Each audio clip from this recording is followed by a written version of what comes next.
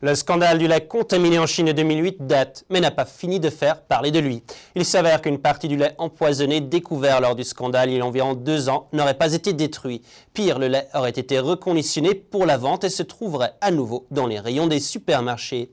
Les autorités en ont trouvé 170 tonnes à Ningxia, au nord de la Chine. 62 tonnes de lait en poudre contaminé par la mélamine, un produit chimique industriel, ont été trouvées à Ningxia, dans la région nord de la Chine.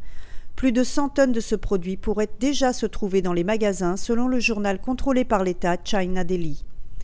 Les autorités chinoises affirment que ce lait contaminé provient du lait empoisonné par la mélamine, qui a été l'objet du scandale en 2008. Un lait qui avait provoqué la mort d'au moins 6 bébés et provoqué la maladie de plus de 300 000 personnes, selon les statistiques officielles. La société laitière Ningxia Tiantian a reçu 170 tonnes de lait en poudre contaminé à titre de paiement d'une dette en juillet dernier.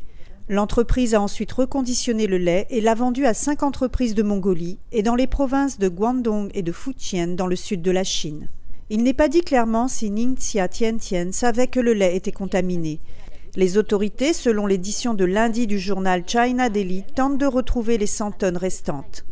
Des produits laitiers contaminés par la mélamine ont à nouveau été trouvés récemment à travers la Chine, y compris dans le Guizhou, le Hebei, les provinces de Jilin, Liaoning, Shanghai et les provinces de Jiangxi et de Shandong.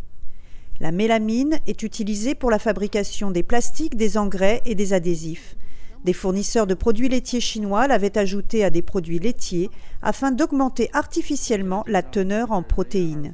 Une fois ingérée, la mélamine peut provoquer de graves problèmes de santé comme des calculs rénaux ou des insuffisances rénales.